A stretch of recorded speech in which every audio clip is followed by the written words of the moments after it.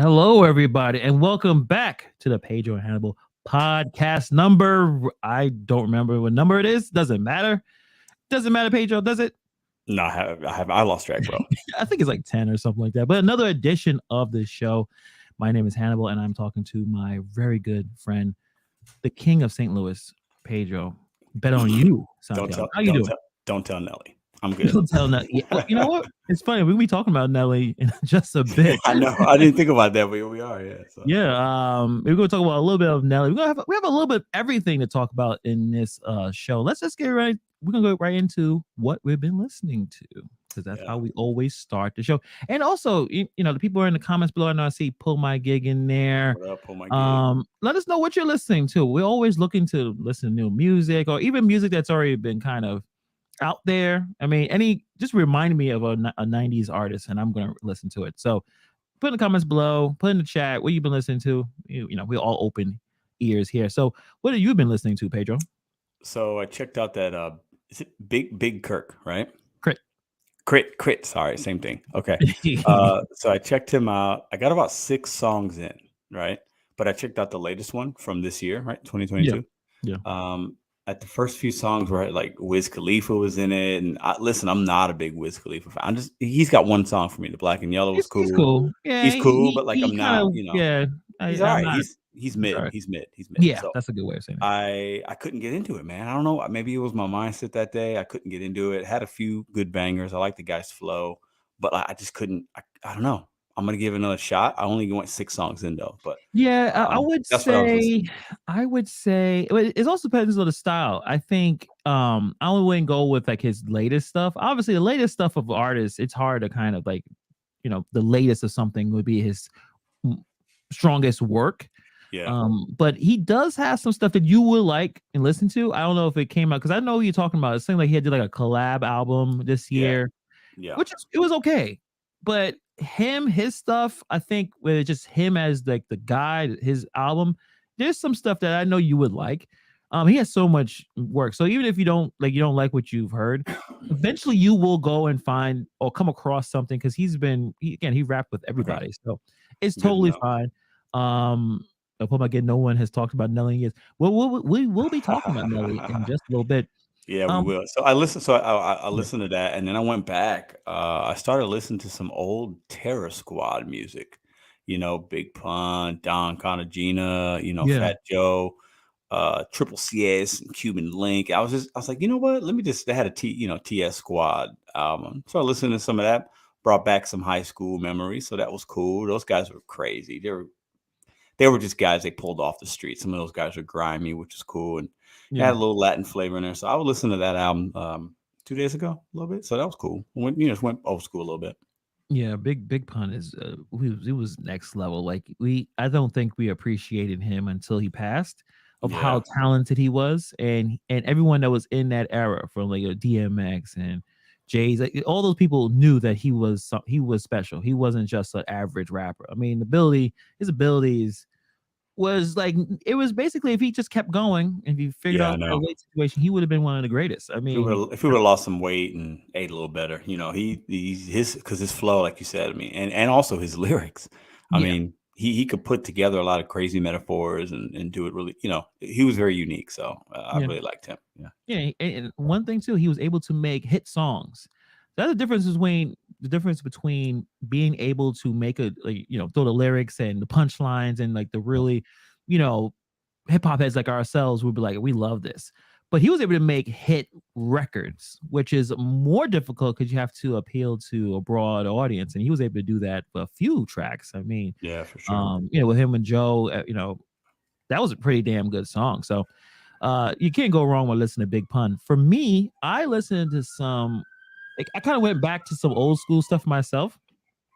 There's a rapper that most people don't really associate like being one of the greatest or like your top rapper around. Like a lot of people don't associate him with this unless you really, really into it. And something his name brought up, but you don't really hear about it, especially he doesn't necessarily make a lot of music right now.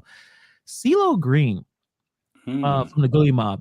Mm-hmm. He can, and he's been in a few songs with Andre 3000. He holds his own with Andre 3000, where him and It could be both of them in a song, and you could debate who had a better verse. Super talented guy. He had the hits. "Fu" was like a big hit. He could sing. He could rap. I think he got canceled because he said some ridiculous thing about sexual. He did not say the right thing. He Oh, I said didn't know something that. so off because he actually was getting. He was actually on The Voice. He was like one of those He crossed over judging. to some of the mainstream with his He albums. He was, but went then he went, hip hop and then still hip hop, but kind of pop rock. I don't know how to explain, but he well, yeah, was, definitely, he got into that mainstream, but super talented for sure. He's like an artist, to me more than just hip hop. But yeah. The group you talking about, Gnarls Barkley. yeah, Yeah, Gnarls Barkley. That's what. it's a Yes. weird thing. I loved him. I think Oh, he, I great album. yeah, it fit his personality. Like he was just very eccentric dude. He just says some weird stuff that if you believe that, then you're gonna have some problems. Yeah, I forgot what he said. He was basically trying to like apologize or minimize something or. yeah, minimize sexual assault Uh, and say in a way that was not like, dude, if you really believe that, then you something wrong with you. And then after mm, that, he got canceled, and yeah. you don't hear from him. But in terms of his ability to make music, Goody with the Goody Mob, with Nas Barkley, extremely talented. It Well, don't really matter The what Gnarls Barkley song "Crazy" was the huge. banger for the whole. It Yeah, was a song of the year back in like the early 2000s. Like that was the song of the year, like 2003, four, something like that. yeah, That was a cut. yeah. The whole album, and then Yeah. even the next one, like it was just a very unique sound. And then CeeLo can sing, like no auto tune. He can sing. So Hmm. I was listening to that just randomly. Actually, him and Big Crit had a song, I think, and I was like, oh, I haven't heard CeeLo Green in a while, so I was just Yeah, checking that out. But that's guys, cool. if you guys checking out something, let me know. Oh, we actually have some. Bobby said, Eric B and Rakim. You can't beat You can't Well, beat that. yeah, You that's put that in the car. classic. I mean, all any song. I mean, you listen to Paid in Full, blasting your car, driving down a nice summer day. You feel like the man. You know what I mean? Yeah, Like you feel like you can facts. conquer anything. But let's just jump in. We're gonna jump into some sports talk right now. This is the sports ball talk. Um, Actually, Pedro, you wanted to bring this up because you Yeah, revel in my misery. You brought this yeah. up. Hey, let's talk about No. what makes you sad. Well, So you a want couple weeks ago, you yeah, had mentioned. I think both of us thought something would happen by now with Kevin Durant, yeah, and nothing has as far as him having a true landing destination. But I saw something just show up on my news feed where it was a soundbite of him telling the owner of the Nets, and since then they've met apparently and they've talked. Right, yeah, uh, it's either me or the coach, Steve Nash. So get rid of Steve Nash. Basically, I'll stay like an ultimatum, or just trade me, or let me go on my contract. Mind you, he's still signed for 4 more years, right? So it's not like 1 year, 2 year. yeah, And when I saw that, my first thing was not surprised, Kevin Durant. You know, second I thought, okay, well, let me look at it from a different perspective. Okay, I do enjoy that these players are taking their power back, and there's a handful of guys, 5, 6 guys in the NBA where they can kind of do what they want. I got nothing wrong with that because when you're that talented, when you're one of one or one of 4 or 5, yeah, you could write your, I get it. I get it, right? But the more I started looking into it and thinking about it, when most of the time, so these owners that own these teams, right? They're billionaires, all of them. They're all billionaires, not yeah, million, billionaires, right? Typically, these guys obviously got there. They ran good businesses, several businesses, real estate empires, whatever, right? yeah, Giving an ultimatum to a billionaire usually doesn't work out very well. And anybody in business, you give an ultimatum like that, usually it won't end well.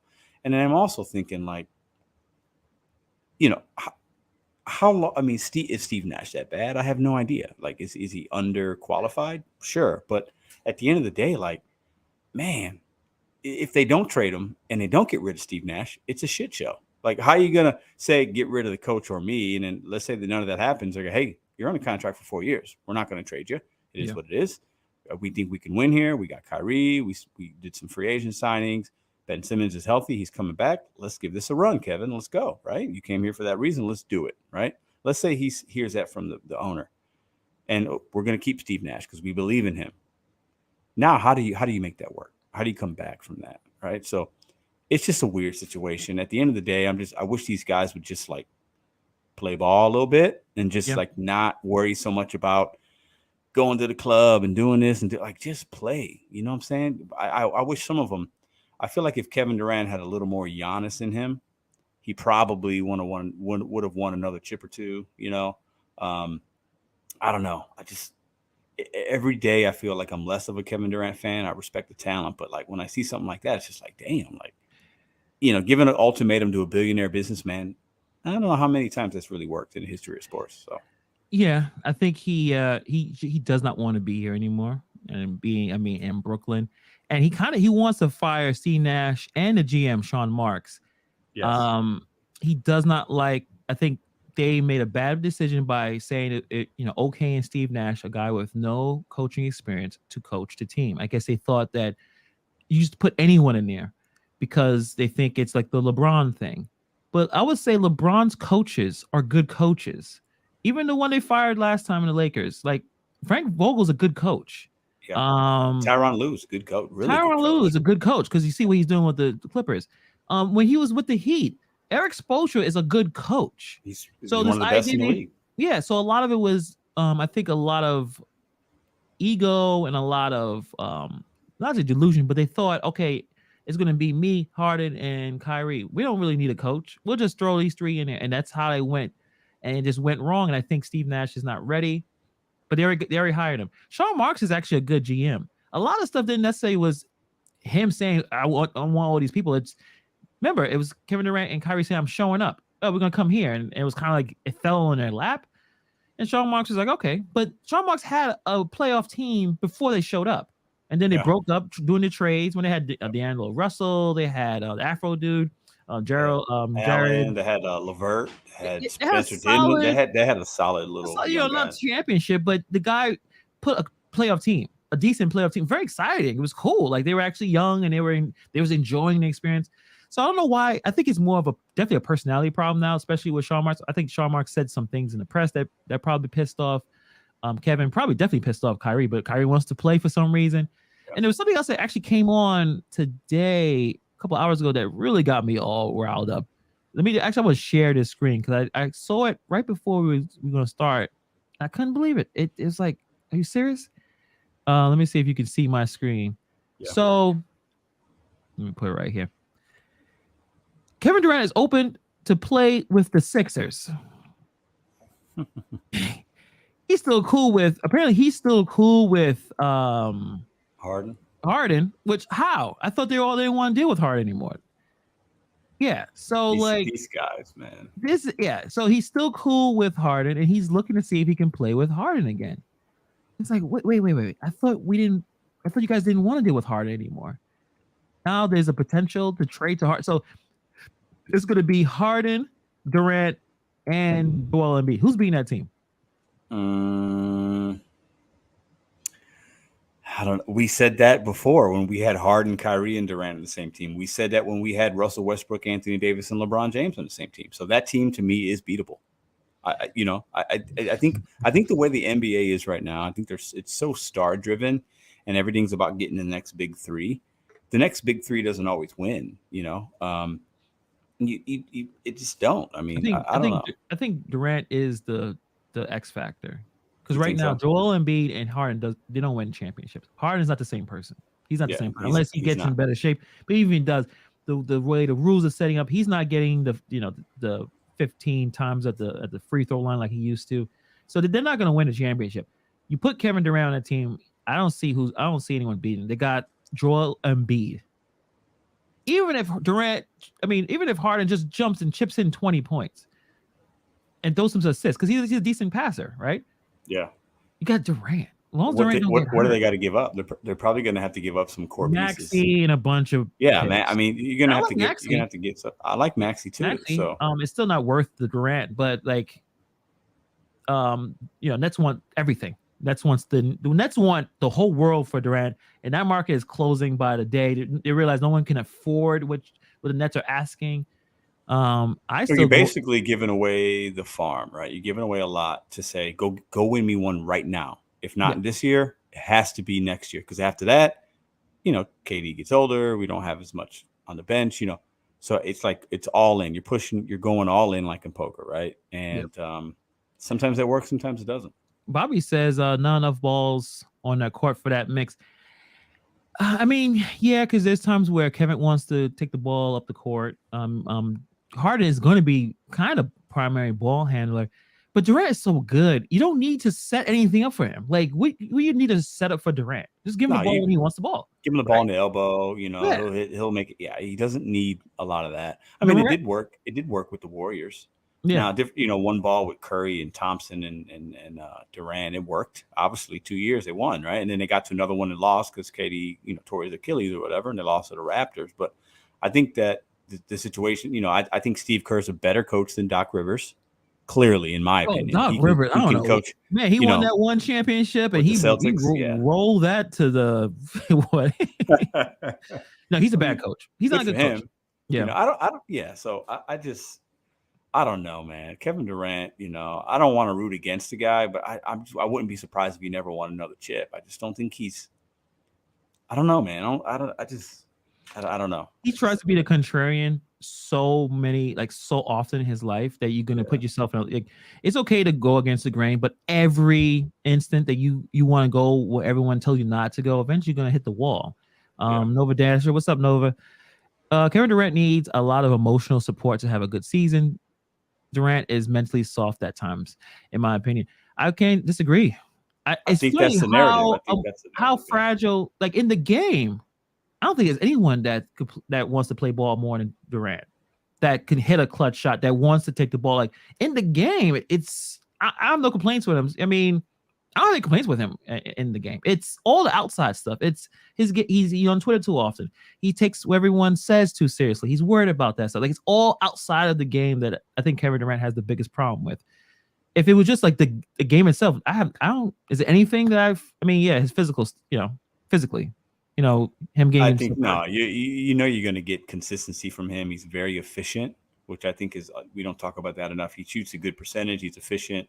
His defense has gotten better. He can do some things. He's a 7-footer. He can shoot over anybody. He can get his shot. You can't block him. He can get his shot off at any point. So great person to have the ball at the end of the game. But he's just I don't know. For me, there's 5 guys I'd rather have on my team than him in the NBA. And a couple years ago, you could say he might be the top guy or right behind LeBron. But now there's a few guys I would put in front of him. So yeah, it's unfortunate. I would at this point I would keep him and let him see if he's going to sit out. Yeah, at this point, you can't afford the price. There's no trade that you're going to be able to take that will be a fair trade. You're going to be the other team may win. Yeah, you're going to take the haul of a bunch of picks that you hope will pan out, but they won't. Well, I won't say they won't. It's a hard, draft picks are, it's a trade. Like it's a gamble, right? Mm-hmm. I like Maxey, so at least he'll be someone coming here, but he's not Durant. But I do like him a lot. I think you could do something with him. He's not a number one, but he's another piece. But we'll see. I'll hold him, man. I'll hold him. I'll just hold him. Like, hey, listen, forget it. Sixers never had a player like KD ever. Yeah, I just answered that. I actually said, well, except for Julius Erving and Allen Iverson, those Barkley. Guys aren't, and Barkley. Yeah, Barkley Barkley. Yeah. But yeah, I mean, KD's overall, I think on the higher rank than those guys. But Allen Iverson got him to the finals. Julius Erving won. Barkley never got him to the finals. But yeah, I mean, it's not completely against that statement. Yeah. We'll see. But I want to get into the Serena Williams news. So if you guys I'm sure you guys probably checked out on the news that she officially, I guess, retired, or she's moving away from tennis.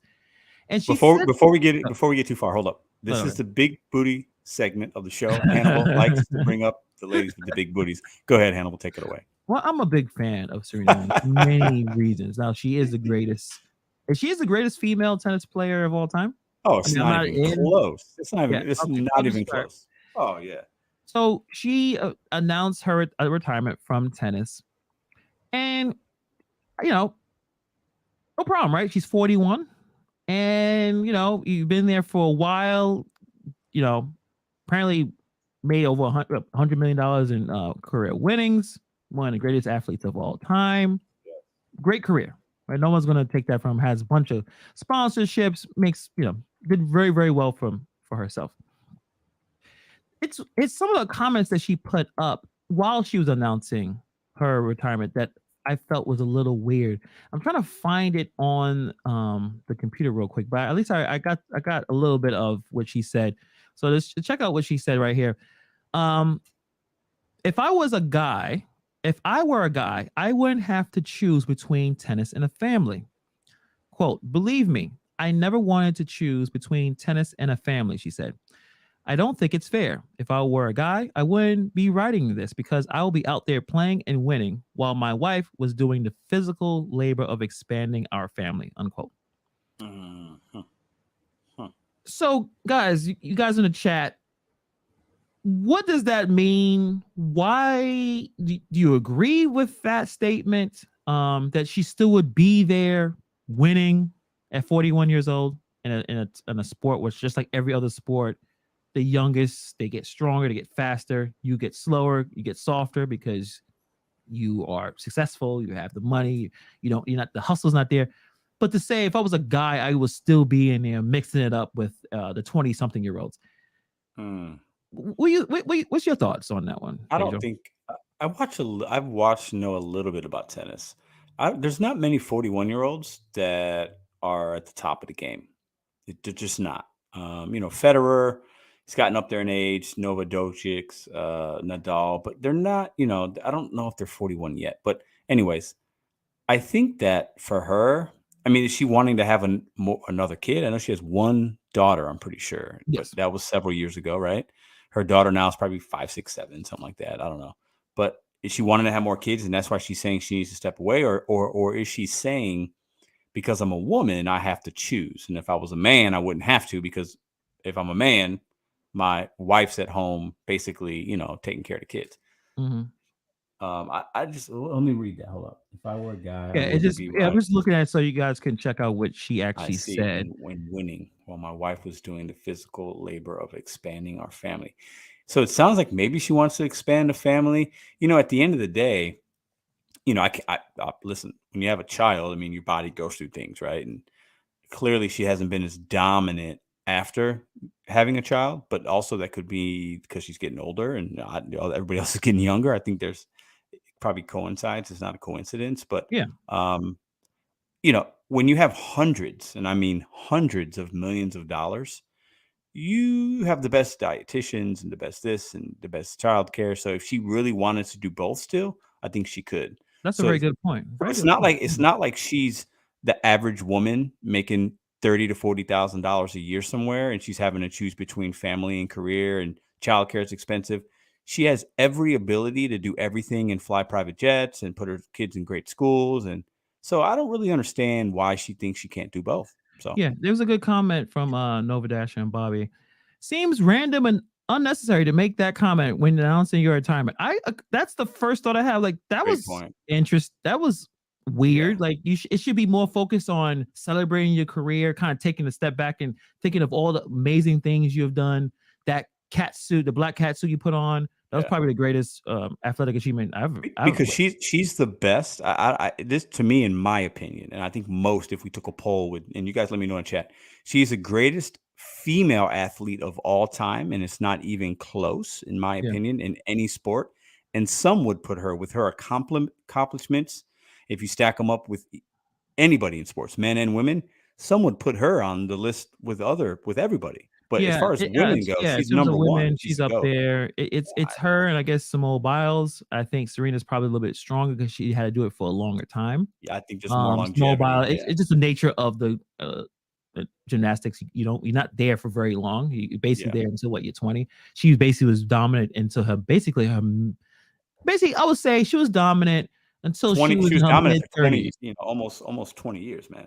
Yeah. Or because she was playing even when she was younger on the junior, whatever. So she's been dominating for 20 years. Most professional athletes don't do that. There's only a handful that can do that. And another great comment from Bobby. It's called nature, Serena. Women give birth. There's no right or wrong. There's another thing too. Like, it was just a weird statement. Like, she was trying to preach as well as announce her retirement. It's like, yeah, we all have sacrifices. You've had sacrifices. And then it kind of brings to me, like, in fact, she said, I'll be still winning if I was a guy. Like, you probably wouldn't. That's why you're retiring. You weren't winning. You were getting beat. It was probably harder to train, probably harder to recover. Yeah. And that's why you retire. You retire because you can't do it anymore.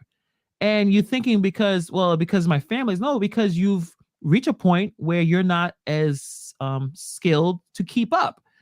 But we didn't have, but now we bring that up when we shouldn't. We should be, celebrating how great your career is. But now we have Yeah. to, kind of check it. Like, well, that was a weird statement. Is because you have not been able to really settle that you're not good anymore. Mm, And she's using mm, I wanted a family and I can't do one or the other. Like, that's your decision. You didn't have to have any kids. You can kept going.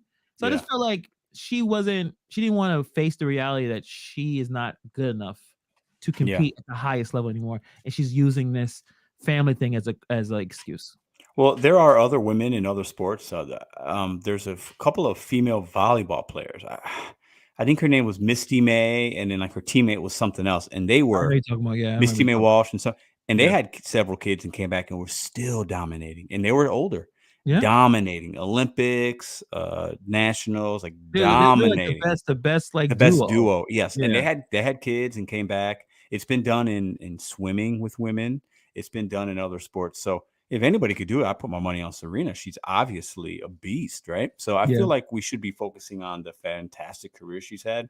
And I sometimes I tend to lack empathy for people that have hundreds of millions of dollars and have done something that they love Yeah. and been able to do, like, come on, like, just go out with a little grace and say thank you and then go have some kids. Like, what's the problem? Like, you're almost complaining about something that's so weird to me. Yeah, it's like you're a woman, and that's what women do. They give birth, and but like If you you said, want there's kids, it's other part of the price. examples of Yeah. examples of people able to do that, come back and still dominate, still come back and play sports. It's just you're 41, maybe, and it doesn't seem about like really top top athletes. It's hard for them to realize they're not good anymore. Yeah. They're the last ones to know. Like, I feel like Cam Newton, where he still, I think he told I think he was on either a Pivot podcast, something like that, and he said there isn't 30, there's not 32 better quarterbacks than I am. And I think at least someone said, no, you're wrong. Like, Yeah.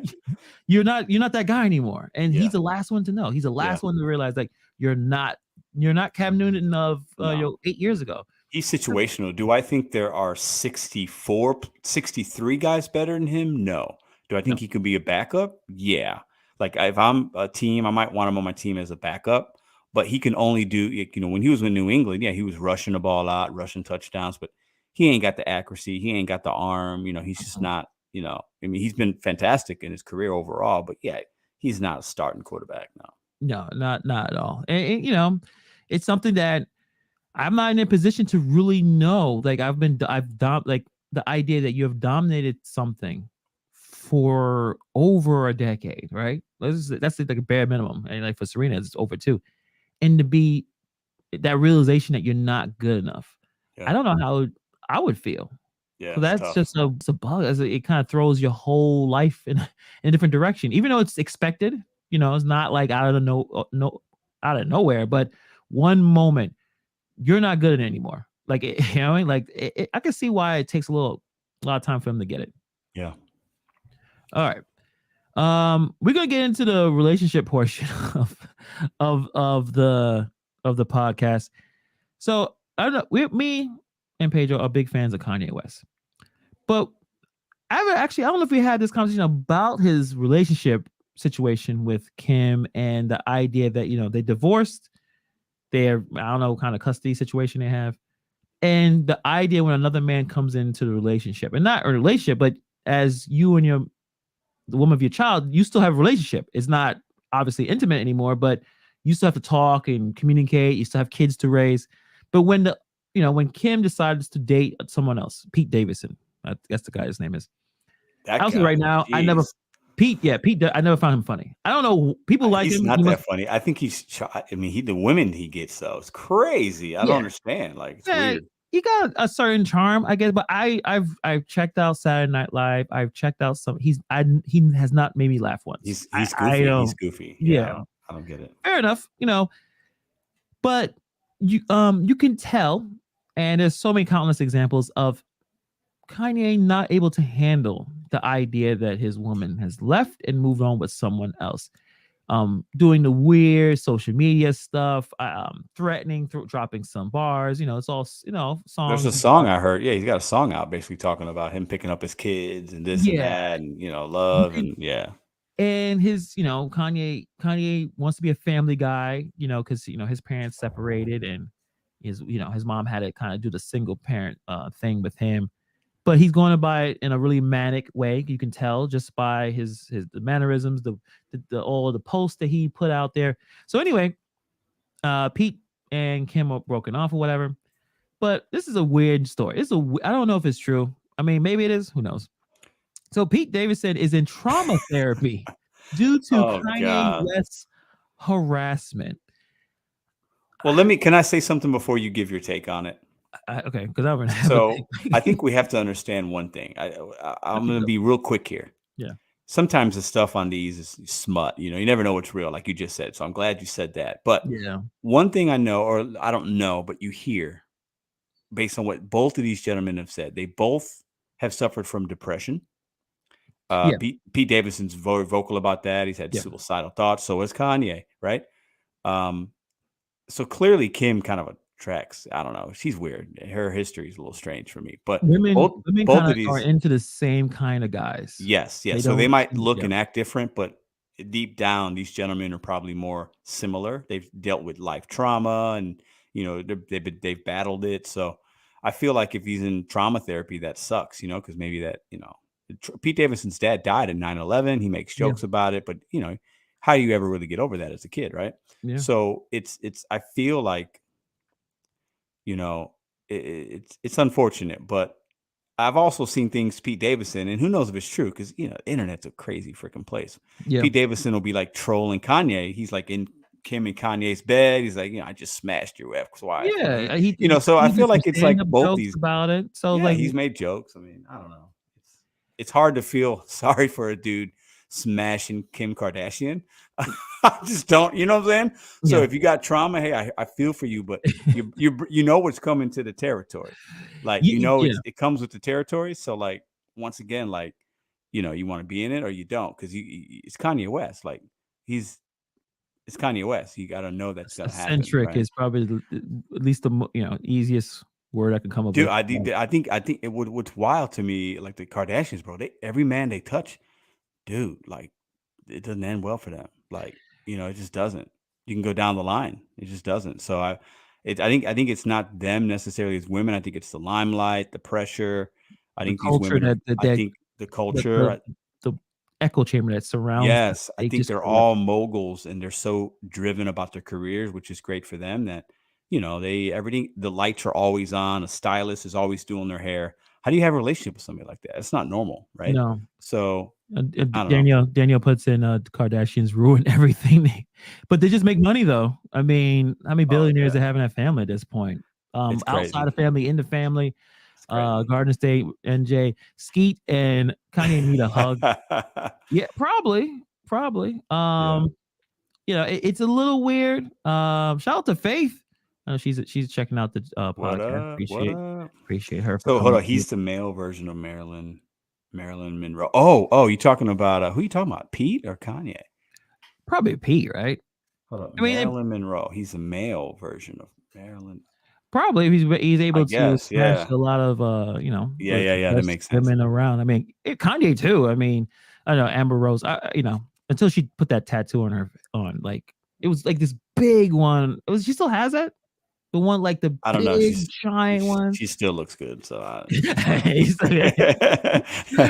fair enough. But the reason why I wanted to bring up, not because how weird those two are, but how to handle, or I guess the complications that come together where you have a child with someone, they moved on, they talking to another guy. How I never experienced that. I know those who have, and it seems like it's a very complicated situation, especially if someone of that initial group isn't over that person. We're gonna be talking about Irv Gotti in a second. Um, but the idea that you're no longer with that person anymore, but there's still a connection with the kids. Now there's another person involved. How like that seems a very complicated situation. I mean, I haven't been through that situation before, but Pedro, well, you don't have to get so personal, obviously. But I have, and it's not, as men, I think one thing, a lot of men, I won't speak for all, I'll speak for myself, okay, Mhm. and some others, we have pride and ego, right, and that gets bruised, right. You see another man in your house, you know what's going on, you might have regrets, and you feel a certain way, and it's tough to see another man with your ex-wife. It just is, right? Yeah. In most cases, that's not something you want to see. And then they're around your kids, and there's, especially on this level of celebrity, the media is going to blow things up. It's everywhere, so it's hard to have that kind of privacy. And I mean, it's tough. And I think Kanye is, him and Kim are together for a while. They got all these kids, and she shares all this stuff on the shows and stuff, so it's like all this stuff comes out, so it's tough, man. I think a lot of it is pride, ego. It gets bruised. How can it not? And on some level, right? And I've experienced that a little bit, and then with time it goes away because you learn to just kind of move on. So Yeah, and I guess another similar situation. Probably not. I think it was messy, but I guess it's fine. I haven't heard too much about it. The Future, the rapper that had a child with Sierra. Now Sierra's with the quarterback of the Denver Broncos. let's ride, let's ride. Yeah, yeah. Russell Wilson is corny. He's a corny guy, which is fine. He's full of gold. He's heartful. He's not a bad guy at all. No, he's just corny. He knows it. Yeah. There's no dog in him, as they would say. But no street, no dog. But he treats Future's child right like as if his own. Yeah, it's like awesome. It's pretty cool. Yeah. I know at one point Future didn't like that, right?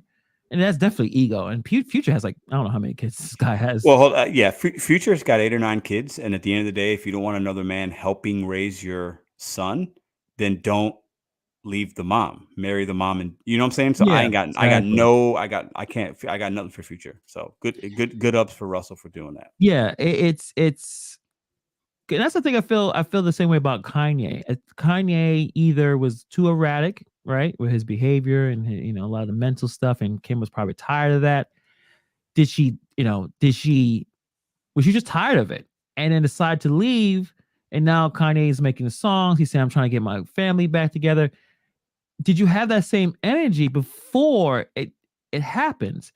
You were able to have a family, and you had some level of control. Now the control is taken away. Now you're saying, "I need my family back. I want to say terrible things about this guy that she's with." Like you said, the Kardashians live a very public life, so everything is public, not healthy for anybody involved. And I think that's where there's a reason why I want to talk about it. I feel like men sometimes, like I said, ego is a big problem where they lose a sense of control, and then they don't know how to act. They don't know how to make this a good situation for the kids. It's not because it's not about them anymore. But I feel like with Kanye and his behavior, it's about me, and he's trying to be like the hero when you coming across very like an unhealthy person mentally. So yeah, I think, but he is though. I think he is. So I think it's, there's definitely an imbalance that he's always been struggling with, and we've talked about it, and I don't know, it's tough, man. But then he's got his little girl. I think I see him dating Julia Fox, that girl that did the movie with Adam Sandler. Like she's a track, so he's still doing his thing. He'll do his thing, but he'll do his thing. I mean, I think a few issues. Yeah, is mental health, and it's hard to be with someone that has a mental health issue. I've never been with someone, but I would say in a family situation or friends, I being with someone long term that has some mental health issues, it's extremely difficult. Extremely difficult. And in some situations, you're probably better off not staying with the person it's so erratic, and because that energy kind of comes to you, then you're having some issues with anxiety. It's really hard to deal with. And again, it has to go back with the kids. It has to go back to what's the most important for the children. Now he has some good, he has some good, I guess, arguments when he says my daughter should not be on TikTok. I agree. I don't, my kid is 8. He's not on his social media at all. There'll be no social media for a very long time. Anyone under age of 16 should not be on any social media. So it's like certain things he has a good argument, but when you're so erratic and you're still making weird posts about this man, and hopefully Pete can clear this out, kind of move on with his life and kind of get his stuff together. But it's a very, very unhealthy situation, if I could say. Yeah, I mean, Pete's living his best life. I mean, do you, bro? You got Kim Kardashian, Ariana Grande, Kate Beckinsale. He was, I mean, he's been good for him, but it ain't gonna last. It is what it is. If you could put up Daniel's comment, it says Irv Gotti's story is crazy. Can you put that up on the screen? Sure. Irv Gotti's story is crazy, but I don't blame him. Ashanti is bad. Let's get into that. We'll get into that right now. So I have a few clips, mostly just audio of. So go way back. Irv Gotti was, I guess, a producer, executive producer. He ran a label, Murder Inc. At one point, and you guys everyone in this group chat probably remembers this. It was one point Murder Inc. was the hottest thing in rap. The best, I guess, the most popular rapper, Ja Rule. It was one point when Ja Rule was hitting just at least 3. I would say the first 3 albums, no one touched him. He was extremely, extremely popular rapper. And then it just went downhill from there. I think 50 Cent kind of knocked a lot of the credit out of. He just kind of destroyed Ja Rule, and Ja Rule was never able to come back. He had some albums. The magic was gone. And the interesting thing about Ja Rule, he was able to do the real grimy stuff, but guy made hits. He made hits, and he had, he was singing a little. He always had his shirt off. He had that look. He had what I call the schoolboy Tupac look. He was trying to follow. But it's. I think the Murder Inc. thing. We got to remember back in that era. Mid '90s, early to mid 2000s. You had a lot of record labels, hip hop doing really well, right? Yeah, and the ones that stood the test of time for me had good leadership, and Irv Gotti ain't a leader, in my opinion. He's just not, he obviously just a little crazy. I saw some stuff on that TV show he had a few years back, several years ago. He's just a little much, right? Off. Driven Dad had a really interesting. Ja Rule made me think he was an off-brand DMX. And the thing is, Ja Rule was good. Like, it's hard to say now because also he tried to do the Fire Festival and embarrass himself by basically aligning himself with a sociopath grifter. But Ja Rule at one point was not a punchline. Like, he was the man. It's just a few songs that he raps his ass off. He's doing songs with DMX and Jay-Z. He's doing songs with a lot of people. And he was able to hold his own. He's I don't know if he's the best storyteller, but if you want energy, like a guy with a lot of energy in his music, Ja Rule was your guy. But yeah, he just kind of.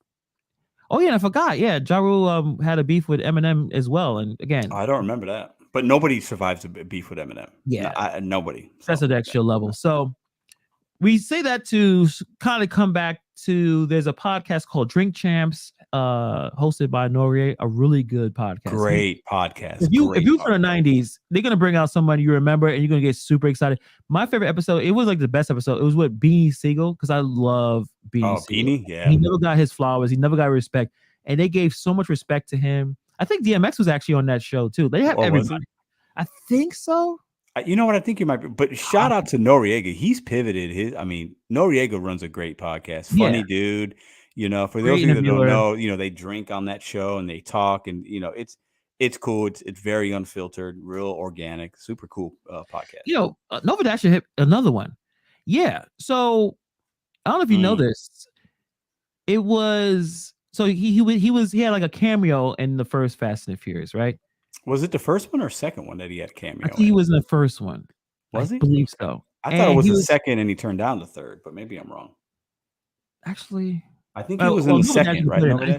He was in for a minute or two, and he was supposed to go back and continue. He turned it down, and then Ludacris took his spot and Ludacris, I don't know what else Ludacris does other than that stuff now.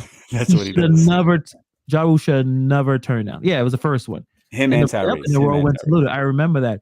He should have took, but again, he was the man. I don't need to be Fast and Furious. I'm gonna do movies with Steven Seagal or whatever the hell he decided to. Yeah. So Irv Gotti and Ja Rule is on Drink Champs, and they're talking about the rise and fall. Well, they said the fall, but the rise of their label and kind of things that they've been through. And the one thing that's basically everyone's talking about, Irv Gotti is still obsessed with Ashanti. Now we all know how Ashanti, she looks amazing back then and now. I don't think the woman is aged one iota. Like, I don't want to be too crude. Her thighs, yo. Anyway, fantastic artist. Her thighs, yo. Yeah, and she wears. She knows what she's doing. She wears those outfits. So anyway, Irv Gotti is still not over this woman that I guess he had a relationship with 20 years ago, and I didn't know that. I didn't know that I had no idea about that. Okay. And to me, this screams some Harvey Weinstein type stuff. Some weird control where a lot of female artists, and this is an interesting thing, that they have to deal with these kind of men to make it in the music industry, in the entertainment industry. The way he talked about her, the way basically it was something he had complete control of, and almost like she was like she was property or something. Yes. Almost, right? Yeah. Very, very controlling. And then he's talking about being with this woman while he was married at the time. Yeah. Why are you bringing it up? So it's very unhealthy. You could tell this is an unhealthy human being. Calling her a bitch throughout the entire conversation with Ja Rule, that's supposed to be cool with Sean, just sitting there not saying anything or correcting him or checking him. Like, why do you keep calling her a bitch? Very, very odd. It's embarrassing because you're a grown man in your. I don't know how old this man is now. He's got to be in his 50s. Yeah, he's got to be about at least 50. Yeah, very unhealthy. And I actually have just some sound bites of some of the stuff that he was saying. I'm gonna see if I could pop it up. It's kind of like a little mashup. It's about 55 seconds. We'll put it right now. Is this the camera? Yes. Ashanti, you cannot spritz it up. You cannot jazz it up. There was no shame in us being together. She wasn't responsible for my divorce. I could give you 3 other chicks that was. I was been separated and out the fucking house. She's never gonna say she was in love with me. She's never gonna say we was together. Right? We put that sound on her. Every day we together. See, that's the problem. Every day for 2 years, except the day she's with Nelly. But I could never get past. Yo, I don't want to do this no more. That cut me 1,000 times harder than her fucking Nelly. I could have got past that. I never had no chick that I could talk to after we fuck. I'm getting millions of dollars with my bitch. I didn't want it to stop. All right. That was a little bit of a mashup of all the comments he was saying during this show. It was kind of embarrassing. And Norgay was kind of checking, like, see, you still basically was saying you're still thinking about this woman. You're still into this stuff. He's a clown, He's a clown, man. I think some of these guys, they're on top for such a long time. They're getting quick money, and nobody cares about Irv Gotti, bro. Like, you care about Irv? He's not significant, right? We could reminisce. It's 20 years ago, bro. Like, get over it. Like, some of these guys, like, their ego is so inflated, and it gets bruised because nobody cares anymore. Nobody cares about Irv Gotti. He's insignificant. We, in my opinion, can tell the story of hip hop without Irv Gotti. Agree or disagree? I agree. I mean, he put the effort in to get the label up.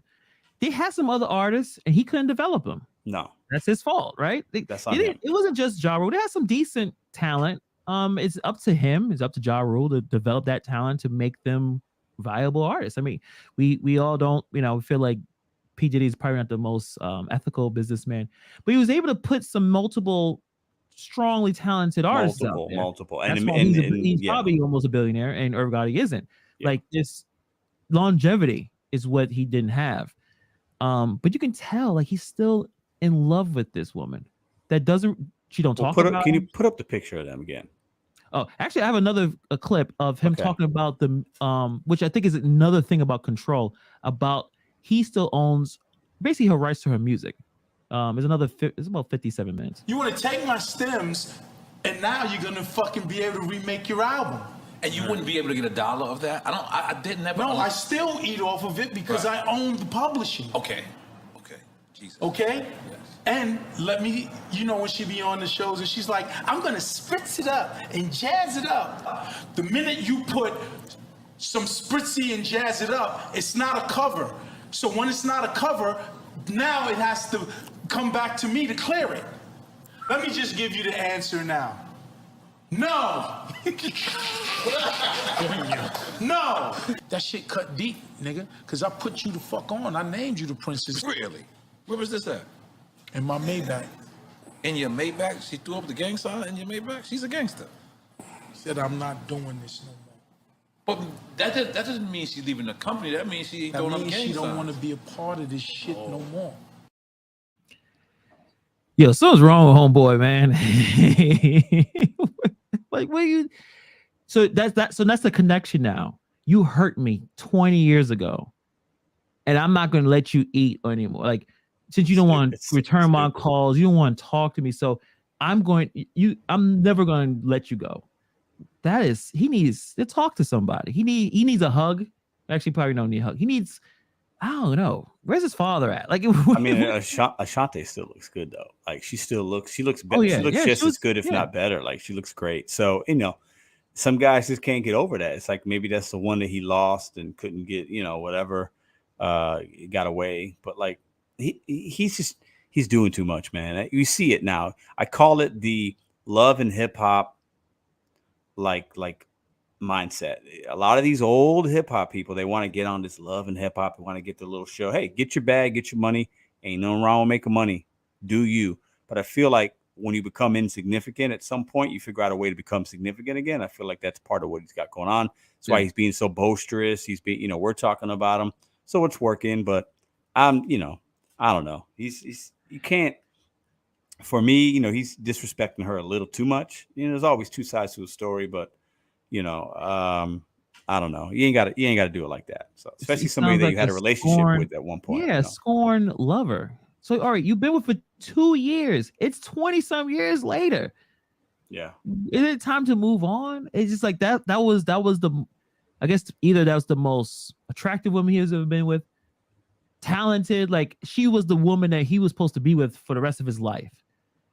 But what if she only been with you because she needs to get into the game, and that's her decision. I'm not saying he manipulated her but what happened if she realized, man, if I gotta keep this guy happy so I can get my career off the ground? Many people feel that way. I mean, look at him. You saw this picture. He's not, Well, that don't matter. Look that good. That don't matter. I don't think women. I think women like power, success. Beyonce's with Jay-Z. Jay-Z's ugly, bro. Jay-Z is an ugly human being. Beyonce is a very attractive woman. So I think women look at attractiveness different than men. I could be wrong. If there's any women in the chat, please let me know. But I don't, I don't think that Jay-Z don't come across as a kind of man that Irv Gotti is.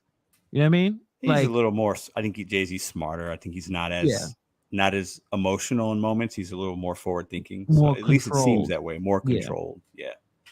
But I mean, yeah, and I know like KB talking about Irv Gotti's contributions, but at this point, that's great, and that was 20 years ago.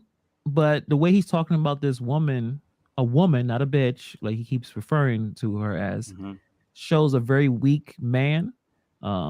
He's still in love with her. She doesn't care. She moved on. My opinion, I think she probably did what she had to do to get on.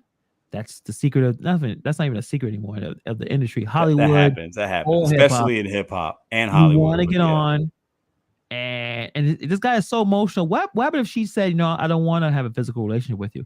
Would Ashanti ever been on? Would she ever became the artist that she? Because she was there with. She was making the hits with, Ja Rule. He also was talking about how ever since, whatever, she never made a hit anymore. She didn't make good music anymore. So who knows what that dynamic would have been if she would have said, you know, or I'm not interested in a physical relationship. But you still help me with my career. Would he have helped? Knowing how he's responding right now, 20 Probably years not. Probably not. Yeah. Probably not. I mean, you know, Ashanti's talented, right? But there are a lot of super talented women and men that just don't make it. Sometimes you get lucky, you have the right situation, you take advantage of a situation. So he might have plucked somebody else up. You know what I'm saying? So KB. Now the Ashanti thing, absolutely. Irv looks like a clown, but his contribution to hip hop, you can't see. I got to say this, KB, and my bad. I didn't realize Irv Gotti was the one that put DMX on. I had no idea that that's the history of that. So if that happened, I think somebody would have put DMX on at some point. I think that kind of talent's going to happen. But if he put DMX on, I'll give Irv Gotti a sentence. So the sentence that KB said, he put DMX on. I'll give him a sentence, but that's about it. I wouldn't necessarily compare like Damon Dash to Irv Gotti, but they have this similar trajectory where they started and they were putting talent together, and then somehow either they thought they were bigger than the talent, or they think they could just do it with anybody, and then clearly, Jay-Z definitely surpassed everyone. Ja Rule, I still like Ja Rule. I know I'm not the hugest fan of Ja Rule, but I know you like him. He's all right to me. His first album is one of his first album's great. Yes, you can't beat it. Then he gets more pop, and if you're not into the pop rap stuff, then I can see. But I tell you, when I was watching a little bit, and it's kind of cringy, the Irv Gotti. But you mentioned Dame Dash. Dame Dash is similar. Like there are times I hear Dame Dash talk, I'm like, oh, you know what? He might have a point. I've heard him like with Charlemagne, and like I've heard that he mentioned some things there that on that interview several years ago. I was like, man, I can vibe with it. And then there are times Dame Dash opens his mouth. I'm like, dude, you sound crazy. Like it's too, but at the end of the day, I think it's this, especially in the hip hop industry, we see this bruised ego and pride. You're at the top, and those gentlemen were at the top for several years. And you see your counterparts or your peers like Jay-Z continue to figure things out, make money in different ways. And now they're billionaires, right? And you don't have that power and control like you used to. You don't have the clout. So what you do is you get mad, you get emotional, you get angry, you go on TV shows, you go on podcasts, and you just spew nonsense, right? Yeah. Because you don't know how to really deal with it. I think that happens with both of those guys a little bit. Yeah, I guess to close it out, I mean, he needed to talk to someone like a professional to kind of get over that. It seems like he ruined his relationship with his wife. Obviously, they're not together. Probably looking for other girls to kind of replicate what Ashanti has given him. He still has a lot of control, and the business stuff. Hey, I understand that. Like, listen, you still own her music. If she tries to do anything different, you have to clear it. And clearly, she's not going to communicate with you, especially after what you did. So she's trying to get her masters, right? I know in the music industry, or at least trying to, like, making songs with she said, little spritz, trying to change it enough where she can get paid. But as Irv Gotti said, no matter how you change it, I still have to clear it. And he basically saying no, because you don't want to be with me anymore, even though it's been 20 something years. So she has to make new music. So really for her to make money, she has to make new music. But she wants to, the hits are the hits, right? Like everyone knows these songs that she has. So I feel like she probably is going to have to find a different way, or make new music. I mean, Irv Gotti put a lot of, right now, I'm sure her stuff is trending. She put some good songs together. I mean, I'll still check out her videos. I mean, she can do an OnlyFans. She could do that too. She don't need to. I mean, I'm joking, Ashanti. If you watch this, I'm joking. It's independent contractors here, Hey, listen, whatever, how you make your money. I don't think pictures of her, just thigh pictures. They're saying her walking with a nice outfit. I'm like, I don't need any more. I got 5. I'll put 5 on that. Like Lunez, I got 5 on that. I don't know if she still has her singing voice, because I haven't really heard. Yeah, I have no idea, man. I don't know if she still got it. Hopefully she does, if she's not smoking or drinking and not doing any kind of drugs. She probably still got a voice. So we're gonna be on the lookout for Ashanti. I'm sure she get enough attention right now. Hopefully she puts out something will happen. Yeah. But other than that, man, we got actually has a question from Hector. What do you think about I've heard of him. I don't know. I may have heard his songs on the video. Valdu, I'm not familiar with him 100%. He seems like a young person, and if it wasn't for Spotify and all these other apps, I would not know any new songs at all. I'm looking at. Can we ask the chat for you guys that are in here? Appreciate the 20 that are watching. Hit the thumbs up. We appreciate you guys. Good group of people. Let us know real quick. What are you guys listening to right now? Appreciate Hector asking Hannibal. What do you guys listen to? You listen to some old nostalgic things. You listen to some new music. Let's chat for just a moment if we can. If you guys don't mind putting a comment. What are you guys listening to right now? Yeah, I'm trying to look for any releases right now. I don't know what else is releasing. Vado. I know we talked about this before. Like, we think it's still the best album of the year. I know you probably still think it's Kendrick. I'm assuming, right? I really like that Kendrick album, man. I really do. Yeah. I think he's gonna win a Grammy on that album. I would agree. I wouldn't even argue with that. I think that album is because it's very, very artsy. They like the artsy stuff. Early 2000s hip hop from Nova and some reggaeton. Okay, nothing new is interesting. Says G Wagon. Speaking in Tongues, that's his hit. Okay, so Hector says Speaking in Tongues is Vado's hit, I guess. Yeah. I'm sure I've checked out the a song on the radio that probably popped up. I probably didn't put the word. So Driven Dad's listening to T-Bone, a Christian rapper, which Christian rap's been skyrocketing. Oh yeah, has a great Spanish album, Skillet, some NF. I know I've heard of NF before, so that's cool. Papoose and Russ, Bucket Hat Low, says Matt Green. What up, Matt? KB says older hip hop, 80s, 90s R&B. That's kind of where I'm at, KB. That's not as much 80s, but 90s and 2000s. So you know what? I think Pusha T for me still the best album. That's the album. Yeah. Okay. So because you have Kanye production, you have Pharrell production, and that just works well for me because those are like the two greatest producers. Yeah, I can't disagree with that. And Pusha talking about selling drugs. What else do you need?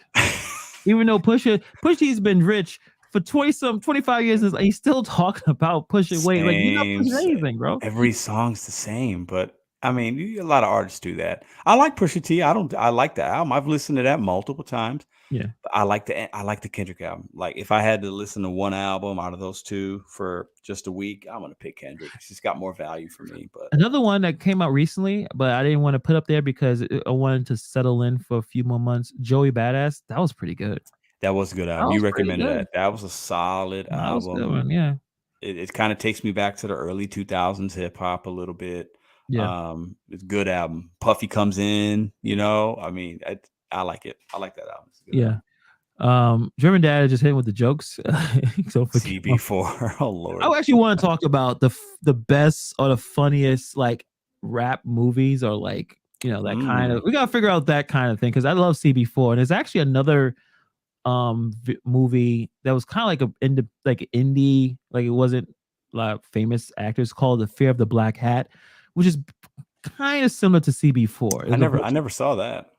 It's a very low budget rap video. I'll see if I can find it. Maybe it's actually on YouTube. YouTube sometimes has to have movies all over. YouTube has all kinds of stuff. Yeah, what else that came out this year? I'm like, okay, I got. But yeah, Pusha T. Joey, I mean, that Drake album's so great. I mean, it's just that new one. It's just. I'm not gonna say I did not mention it's gonna be. I'm not crazy. I still listen to it, but I know no one we're gonna ever put that on there. Like, the Beyonce album, right? Like, I didn't even listen to it. I think I've heard a song on the radio. Listen, I'm gonna be honest. I'm not the biggest Beyonce fan. There's some songs I'm like, she's obviously talented. I'm not the biggest Beyonce fan. If I'm gonna listen to R&B and a woman, she's not even in my like top 5. Like, I got so many other people I'd rather listen to. But it seems like she's mashed together and did a lot of samples from other artists and kind of made it her own, and it is what it is. But. Yeah, someone mentioned this. I don't know if it was a comment. They said that Beyonce did what Drake was trying to do. Which I guess, I don't know if her stuff is more upbeat. There's no slow.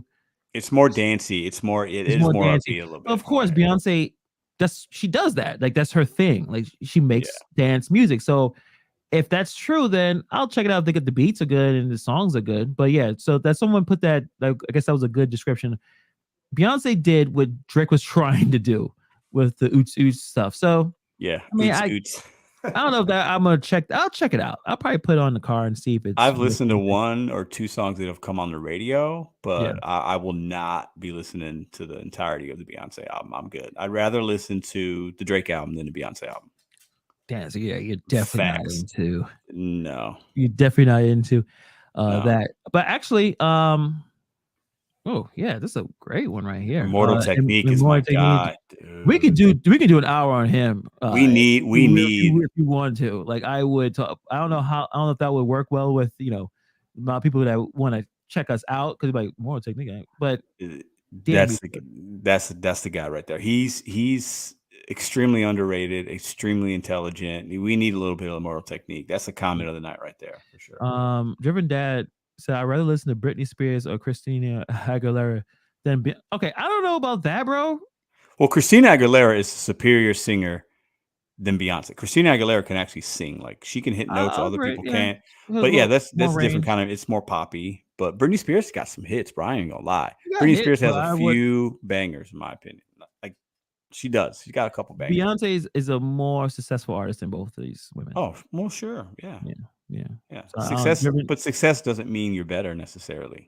Sometimes, but yeah, all right. Sometimes it does. Driven Dad, all right, man. That's all right. That's one comment I'll let you slide with. Don't want to happen again.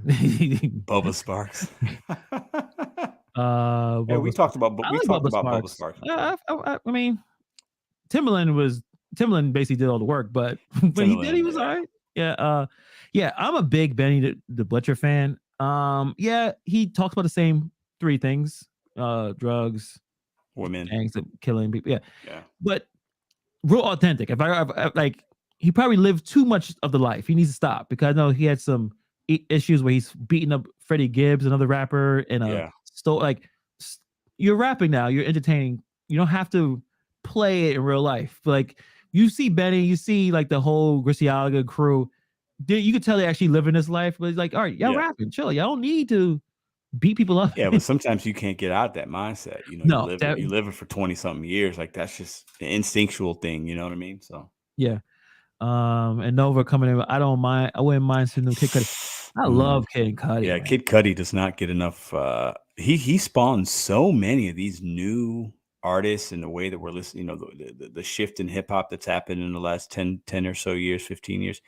A lot of that comes from him. He's super talented, man. Yeah. Different. Super moody. I think. Yeah, he brought the moody hip hop singing thing. Like like Travis Scott's whole career is based on like. I don't think if it wasn't for Kid Cudi, Travis Scott wouldn't got on. No, Travis Scott he just brought more energy to that kind of stuff. You know what I think? But you're too definitely much energy, right. Clearly, in certain situations. Oh, Aaliyah, I love Aaliyah, bro. Aaliyah was like, dude, in high school, Aaliyah, 1 in a million. I mean, I used to bump that like, oh my god. Yeah, another fantastic artist. And, just by her production with Timbaland, like Timbaland, the people don't really put a lot of you don't hear too much about how great Timbaland is as a producer. The guy had all of them. He had all the Missy Elliott. He did songs with Jay-Z. I mean, that Big Pimpin' beat. I mean, who's beating that? Damn good. He had Genuine. I mean, I know he didn't last that long, but Missy Elliott, like, yeah, he should get more love than he currently gets. Hector, with I guess we do a last question. I don't even want to go too far, and I know you probably got to do some stuff, right, Pedro? Sleep. Yeah, I'm good. I don't mind some of the new stuff. I don't. I don't. I would say this, and some of y'all might hate me for saying it, but I'm gonna say it anyway. The one new artist that is in this new wave of hip hop that I don't mind, because some of the stuff I've heard of he's actually speaking about some real things for me. Little Baby. I don't mind Little Baby. He's the one out of this new crop of, what do you call it? Drill beats or whatever, the new kind of style or whatever. You get a little bit of everything. I don't mind Little Baby. Some of the other ones, it's too much for me. I'm not a fan of like Da Baby. Yeah, it got some good beats. Cool, cool song here or there. Little Durk, I bought my head to some of that here and there, but like I just don't, I need more substance for me. And some of the new stuff is just real bad. And that's why I'm still listening to my 90s and 2000s. Like I just can't. For me, it's just better overall music. But not all the new stuff is bad. So Yeah, Lil Baby has got better from when I heard, Indeed with Drake and a few of those. It seemed like, oh, he'll be here for a while, but then you see him getting better to a point where the last feature, or at least the last collab I've seen with Drake, I think Wants and Needs, he outshined Drake. Which again, I know Drake is not the strongest rapper, but No, Drake don't usually get blasted as bad as like Lil Baby went Super Saiyan and just kept going and kept going. And and I guess I'll give props to Drake to even say, hey, maybe I should like rewrite my shit and maybe become a little stronger. Mm-hmm. He's like, all right, no, because he outshined him in that song. And he was like, damn. And he's not mumbling. You hear everything Lil Baby is saying. So you can tell his skills are developed. And we gotta bring this up. I don't know, maybe bring it up next week. There's a white guy that sounds exactly like Lil Baby. Oh, I saw him on TikTok. He's real short. Yeah. Yeah, he sounds exactly like him. He's not and then, Lil Baby responds by saying, like, is this a joke? Yeah. No, but he's like what I call like, it's this new wave of TikTok. Like we had SoundCloud, you had the SoundCloud rappers. Like he's like that, but like he's got talent. So I can't. He put bars together. I'm listening to it. Bars together. He's putting bars, like and then a lot of comments is like, we're going back to the suburbs. we're gonna move into the suburbs. Like, hey, I respect the hustle. He knows what I couldn't make a song like that. So hey, I'll give him his due. Yeah. But it's definitely it's not something I'm gonna listen to. I ain't gonna buy the album. You know what I'm saying? But yeah. In terms of a lot of new rap I listen to for the few hits they have, but I'm still going with your J. Cole's, your Kendricks. You put some effort into what they're saying. I'm just listening to old stuff. I don't even there's some good stuff from the labels, like Dreamville, J. Cole. Earth Gang is pretty good. I don't know if you guys listen to Earth Gang. Loot, really good artists from check out the camps of the rappers you like, because usually they have some good art. They may not ever necessarily be as big as, I guess, the mainstay, but there's talent there. So if you like Kendrick, check out the rest of the TDE guy. Well, I think he left or he's leaving. Schoolboy Q, like there's some talent there. You just gotta explore more. And there's a lot of mumble stuff, but be all right. I mean, that's what's selling right now. So yeah, it is. But before I go, I want to recommend this artist to all of you guys, because I don't know if you guys are aware of this artist. His name is Toby Nigwe. I'm gonna type in his name right now. Yeah, type it in the chat. He is Nigerian, I believe, born and raised in Texas. He is 100% independent. Has a really good social media game. I saw him live 3 years ago. And it's funny we haven't talked about this. And this is the guy. I was just randomly on Facebook when I was really into Facebook, and I was in hip hop groups in Facebook. Which is Facebook still a thing? Not really. Facebook's for old people. Facebook is if you want to see 15 advertisements and then see what your family member is doing, what your cousin put up. Yeah, I'm not on it. I'm not on it anymore. It's really trying to get you to sell stuff. But I was on there maybe 3-4 years ago, and I saw a post and it said that this Toby Nigwe is the next Andre 3000. And I immediately got triggered. I got angry. I didn't type anything. I was like, who the fuck is this Toby? How dare you Andre 3000? This random person I don't even know. How dare you gonna say that he's blasphemy. Blasphemy. I heard one song. The first I just went random and I was like, oh, okay. Hold on. I know this guy. He's been around for several years. He's not new. No, not new at all. No. Okay, I know him. I was introduced to him probably, how old am I? 40? Probably 4 years ago or so. And I like him. I know who you're talking about. Yeah. I saw him live. This is when he just had his daughter, one of his daughters. I think he has some kids. He has, his wife raps with him. Yeah, I think I don't know if it's his cousin, but another woman, I think her name is Nell, does all his production. He has like the most extravagant, interesting music videos. Yes, I saw him. I saw the videos. Yeah, they're he fantastic. Can rap his ass off. I would say he can hold his own with anybody right now. Anybody. And the cool thing about him is his brand is about family. It's about his I think he probably got 3 kids now. It's his wife. He ain't talking about hoes. He ain't talking about drugs. But he's so talented. It don't matter. You're gonna still bump his stuff. He talk about protecting his family. There's so many songs. So many songs. And if you check out his Instagram, I think it's that you just type in his name. He has a new song out with Pharrell. Like he's actually attracting big artists. So he's trying to get a little more mainstream first. He was a little more in like a little underground for sure, but had a fantastic like following, like the people that would follow him, like they were really following him. And he was very, I guess maybe from what I remember watching his videos and how he would dress and what he was talking about, I think the Andre 3000 comparison is not bad necessarily. It's just, when you don't know it, like you said, you hear it like, well, that's crazy. Andre 3000's a GOAT, right? Like some people, when it comes to that kind of music. But I'm gonna have to start listening to him again. Check out. I know you're not the biggest IG fan, but I think that's what grew his brand, and to the point where like he's hanging out with David Chappelle and Erykah Badu. Like, you can tell this guy he lives exactly what he's rapping about. Positive dude, but also he's like, if you mess with my family, I'm gonna hurt you. You know what I mean? That kind of, and I think I forgot the thing he wrote on his IG, but basically like family is my purpose, like family, which is most rappers ain't. Yeah, they'll talk about family, the gang or the drug life, but that's his brand. So I definitely would check him out. That's cool. Very, very talented dude. Got a lot. Some of his music is like energy, fires you up. Like he's Texas too, so he got that that Texas flavor to it. But yeah, definitely check it out. That's your homework, guys. Check out Toby Nigwe. Super, super good. Pull My Gig comes in with the last joke of the night. He has been rocking with the Island Boys and Lizzo.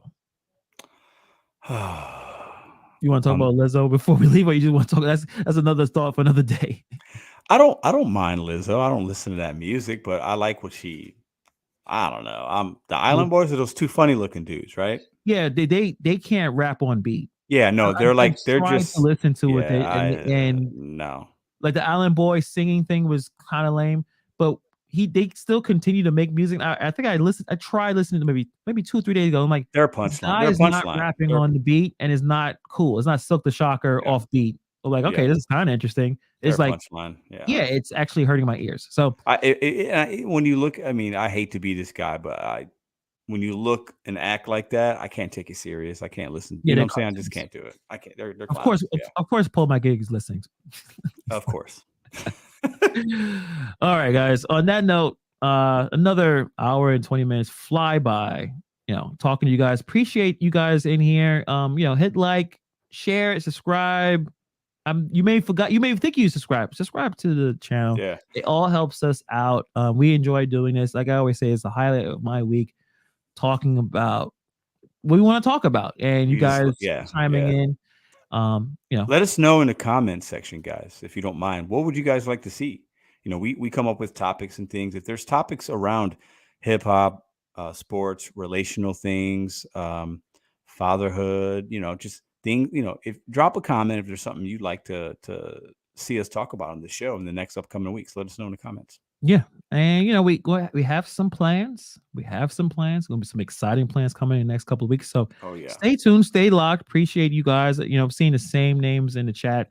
We're really, really grateful that you guys, take your time to listen to us, because you could be doing anything else. You could be watching or listening to anything else. So we appreciate you taking a little bit of your time, your busy schedules, to check us out. I had another artist, but I totally forgot. Well, you know what? I'll let you guys know next week. All right. On that note, we're out of here, Pedro. Deuces. Have a good night, guys.